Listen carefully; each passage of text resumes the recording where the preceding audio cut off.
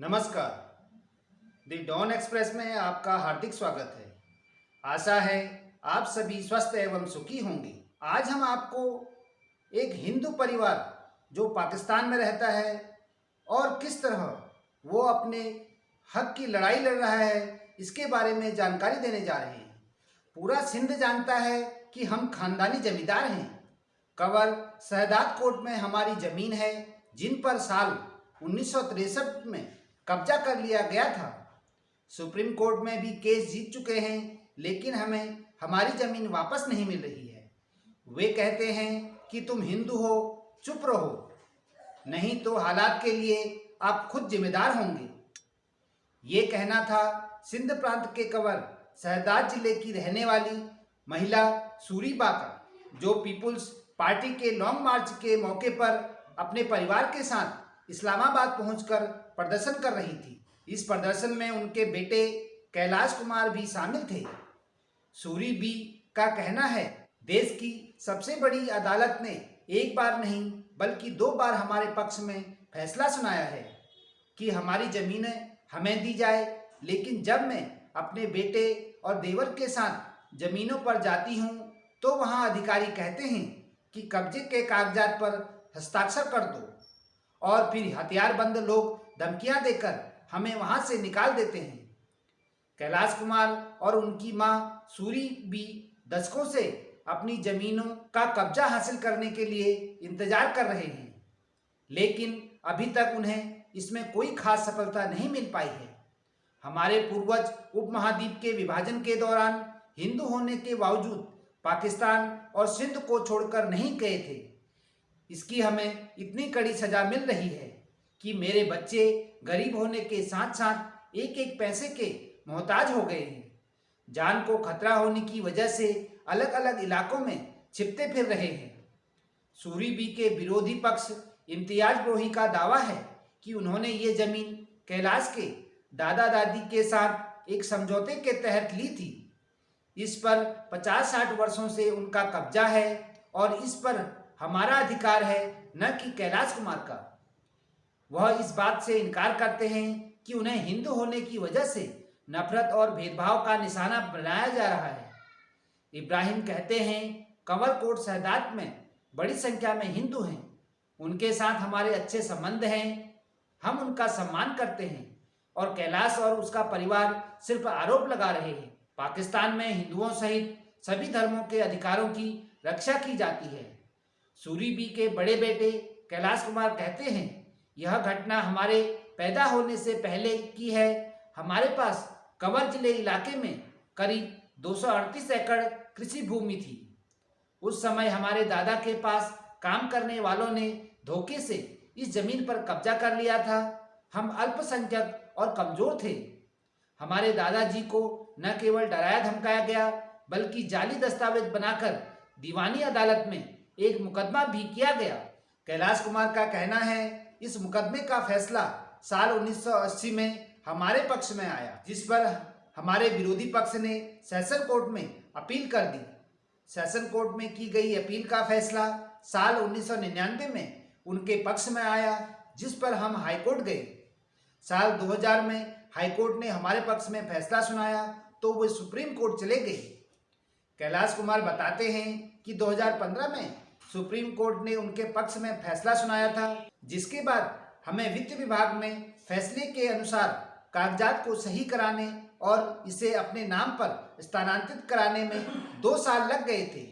2 साल बाद जब हम जमीन पर कब्जा लेने गए तो वहां हथियारबंद लोग मौजूद थे जिन्होंने हमें डराया धमकाया। कैलाश कुमार का दावा है कि हालात इस हद तक पहुंच गए हैं कि उन्हें अपना गृह जिला भी छोड़ना पड़ा, जबकि उनके चाचा जवाहरलाल को पाकिस्तान छोड़कर जाना पड़ा। वो कहते हैं कि साल 2018 में सुप्रीम कोर्ट के तत्कालीन मुख्य न्यायाधीश ने हिंदू जमीन पर कब्जे पर स्वतः संज्ञान से एक्शन लिया था।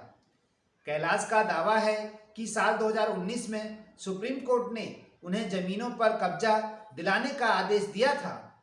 वो कहते हैं, हमें प्रशासन और पुलिस वहां लेकर गई, जमीनों का कब्जा दिलाया गया।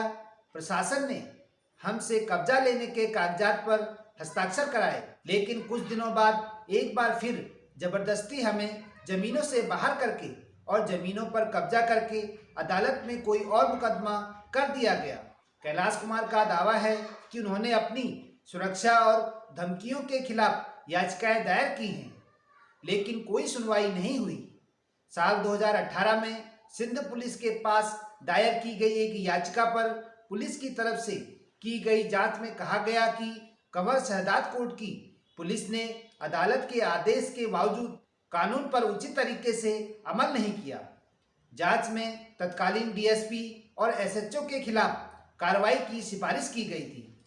सिफारिशों में कहा गया था कि जिला पुलिस अधिकारी पीड़ित परिवार से संपर्क करके उन्हें हर संभव कानूनी सहायता और सुरक्षा प्रदान करने का निर्देश दिया जाना चाहिए। जांच में यह भी कहा गया था कि पीड़ित परिवार की शिकायतों पर उचित कार्रवाई नहीं की गई थी। एसएसपी कंवर शहजाद कोट से संपर्क किया गया, उनके पास मैसेज भी भेजा गया था, लेकिन उन्होंने कोई जवाब नहीं दिया। इम्तियाज ब्रोही का दावा है कि इस पूरे मामले को गलत तरीके से पेश किया जा रहा है। हमने कभी किसी को धमकी नहीं दी, हम मामले को कोर्ट में लेकर गए हैं। कैलाश कुमार को आरोप लगाने के बजाय कोर्ट के फैसले का इंतजार करना चाहिए।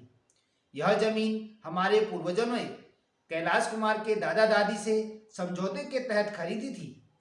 कंवर के डिप्टी कमिश्नर शहजाद जावेद नबी खोसा के मुताबिक प्रशासन पूरे मामले को काफ़ी गंभीरता से ले रहा है। सुप्रीम कोर्ट के आदेश पर प्रशासन ने कैलाश कुमार के परिवार को जमीन का कब्जा दिला दिया था। इसके बाद दूसरे पक्ष ने सेशन जज की अदालत में कब्जे का कोई मुकदमा दायर कर दिया है। उन्होंने कहा, हमने फैसला कर लिया है कि जब तक अदालत का फैसला नहीं आता तब तक सरकार इन जमीनों को अपने कब्जे में रखेगी। इन जमीनों पर जो भी फसल होगी वह सरकार के नियंत्रण में होगी। जावेद नबी खोसा का कहना है कि पुलिस ने कैलाश कुमार के परिवार को सुरक्षा भी मुहैया कराई है। उन्होंने कहा, अगर उन्हें लगता है कि उनको दी गई सुरक्षा कम है तो वे इसके लिए आवेदन कर सकते हैं। हम उनकी सुरक्षा बढ़ाने के लिए तैयार हैं।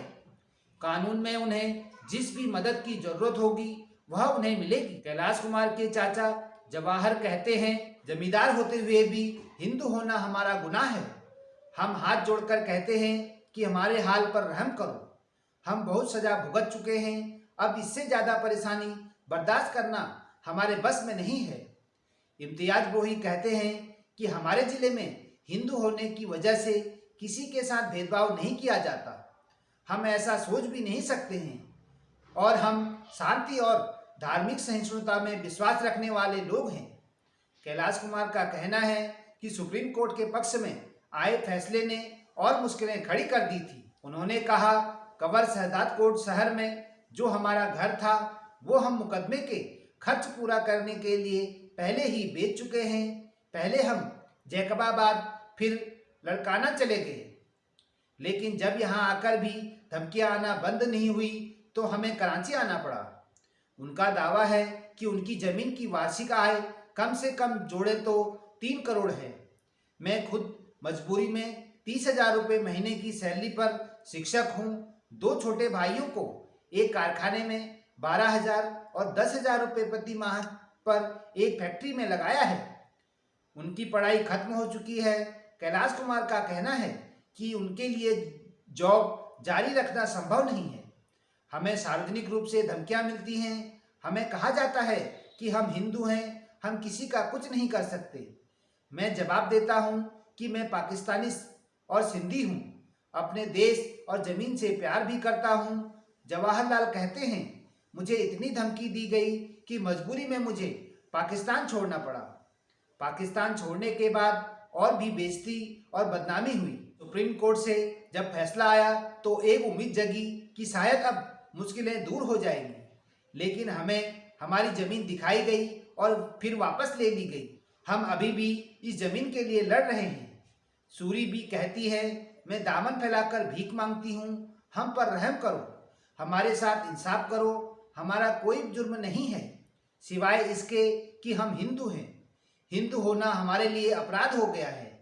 इम्तियाज ब्रोही का कहना है, उत्पीड़ित बनकर हमारी खरीदी गई ज़मीन को हथियाने की कोशिश नहीं करनी चाहिए। हमारे क्षेत्र में हिंदुओं के साथ ऐसा कुछ नहीं है। इनकी गिनती क्षेत्र के ताकतवर समुदाय में होती है। उत्पीड़ित बनने की कोशिश करने के बजाय उनको कानूनी लड़ाई लड़नी चाहिए। सहभार, डेली हंट, डेली होम। धन्यवाद। The Dawn Express. नमस्कार।